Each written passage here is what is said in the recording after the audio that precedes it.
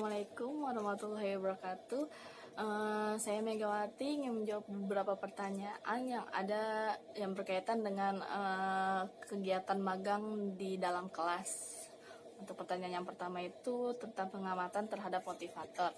Bagaimana motivator menyapa dan menyambut murid?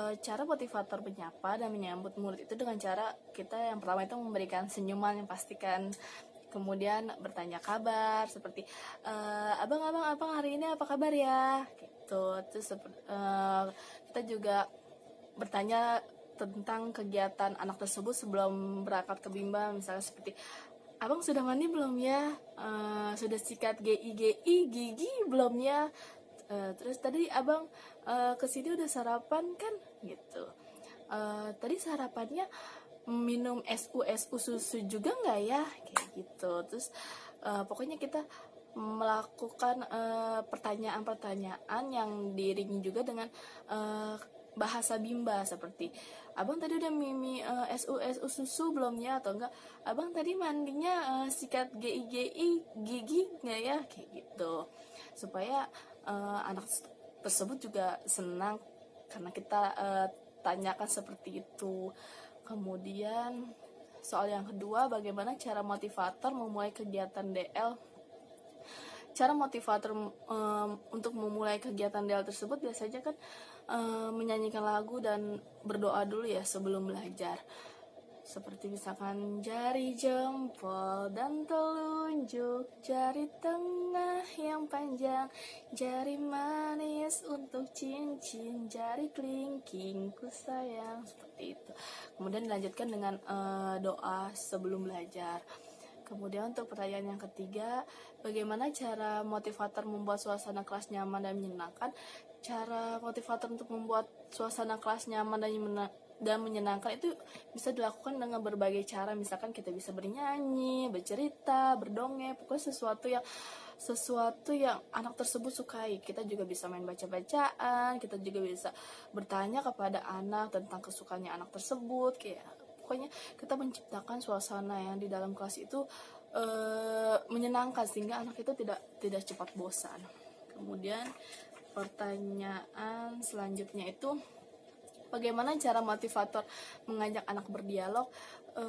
Kita pertama itu melihat dulu ya, melihat ekspresi anak tersebut ya. Jika anak tersebut lagi fokus, mungkin kita jangan bertanya dulu, tetapi jika anak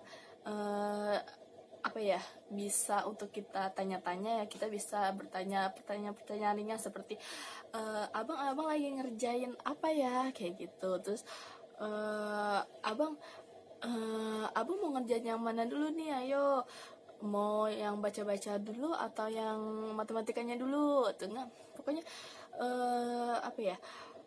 berdialog ringan yang anak tersebut juga bisa menjawabnya.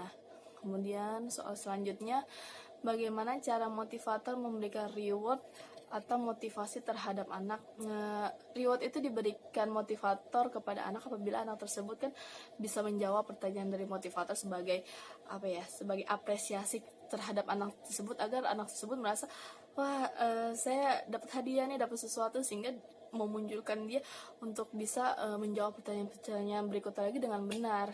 Kemudian motivasi juga diberikan misalkan jika kita ingin membuat anak tersebut jadi lebih semangat lagi belajarnya, misalkan ayo abang belajarnya lebih semangat lagi ya biar nanti jadi anak yang pintar, seperti itu. Kemudian soal selanjutnya itu yang keenam, seberapa banyak dan pada saat kapan saja motivator memberikan reward dan motivasi kepada anak?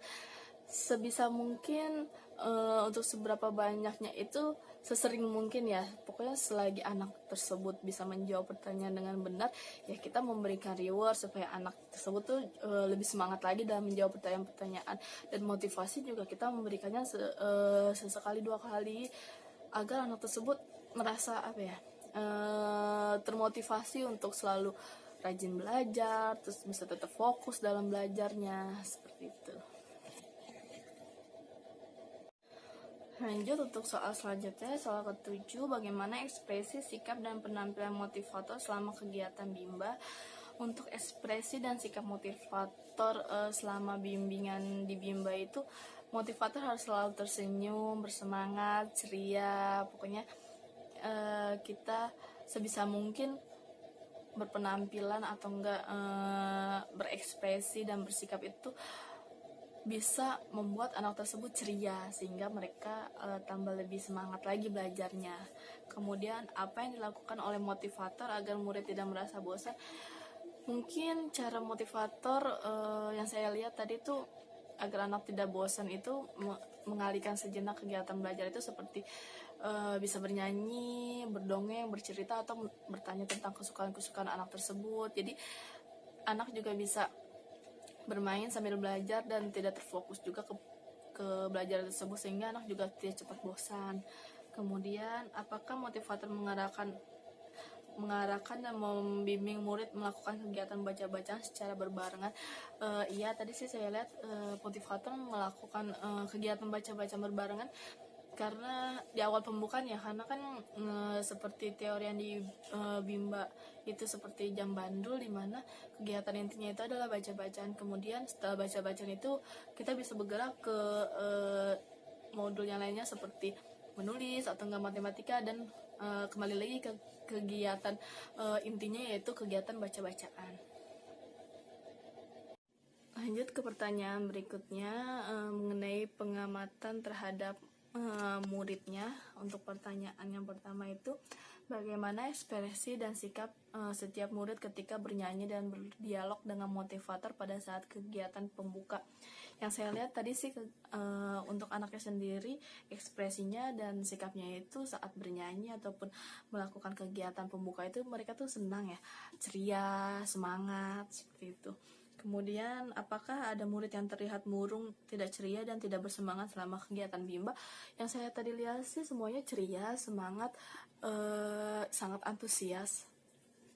Nggak ada yang murung ataupun tidak bersemangat dan tidak senang, karena mungkin mereka sudah siap untuk memulai kegiatan belajarnya.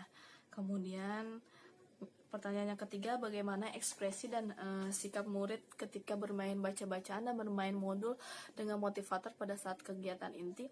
Pada saat kegiatan baca-baca yang tadi saya lihat tuh muridnya senang, terus mereka juga bisa menguasainya.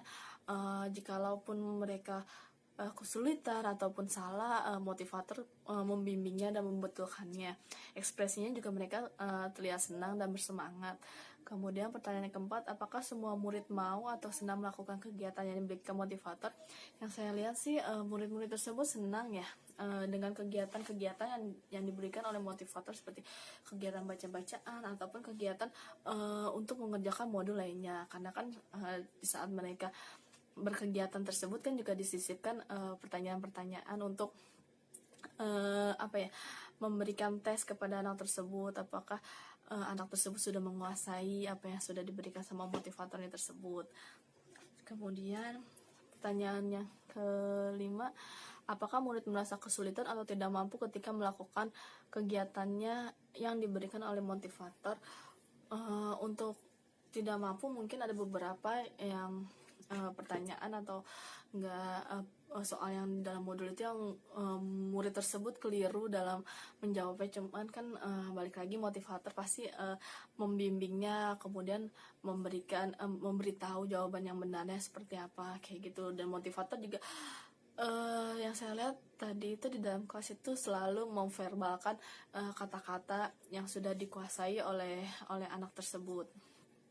Kemudian pertanyaan terakhir, jelaskan karakter masing-masing murid yang telah diamati. Untuk karakternya sendiri, karena hari ini saya baru mendapatkan satu murid, jadi saya melihat murid tersebut yang cuma satu itu dia semangat, terus ceria, dan sudah menguasai beberapa modul yang diberikan. Terus terkadang saya emang bosen mungkin ya, cuman balik lagi motivator bisa mengatasinya sehingga anak tersebut bisa kembali lagi ke kegiatannya, yaitu mengerjakan modulnya, bermain baca-bacaan, dan kegiatan lainnya. Kemudian untuk soal selanjutnya tentang pengamatan terhadap suasana kelas itu, pertanyaan yang pertama, jelaskan bagaimana suasana kelas yang diciptakan oleh motivator dan dirasakan oleh motivator magang ketika observasi. Yang tadi saya rasakan suasana dalam kelas itu kan ceria ya, penuh semangat. Motivator juga bisa membawa anak-anak tersebut ke situasi yang ceria, di mana jadinya anak tersebut bisa melakukan kegiatan belajarnya itu tanpa terpaksa, dengan senang hati dan nggak ada paksaan dari pihak manapun. Kemudian, apakah ada pemaksaan atau kekerasan yang dialami oleh murid? Jika ada, dilakukan oleh siapa dan bagaimana bentuk pemaksaan atau kekerasan yang terjadi? Yang saya lihat sih tadi tidak ada pemaksaan sama sekali yang dilakukan oleh pihak manapun, dan pure anak tersebut murni mengerjakannya itu dengan keinginannya sendiri, dan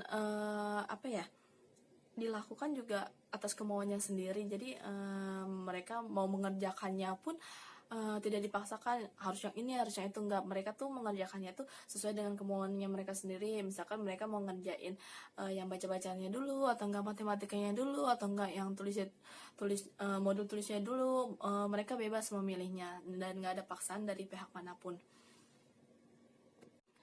Lanjut untuk soal berikutnya itu mengenai pengamatan di dalam kelas. Yang pertama itu, apa yang dilakukan oleh motivator dan murid ketika kegiatan pembuka?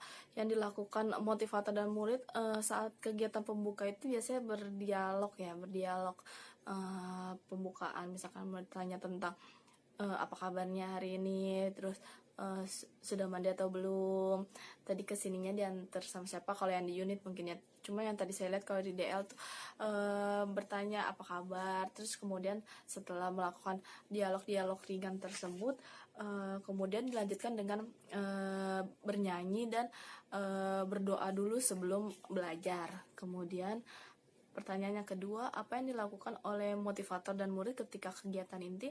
Yang dilakukan motivator dan murid ketika kegiatan inti itu biasanya tadi saya lihat tuh muridnya itu mengerjakan modul, kemudian motivator juga memberikan memverbalkan beberapa kata yang mungkin murid tersebut sudah menguasainya. Kemudian sesekali juga motivator memberikan tes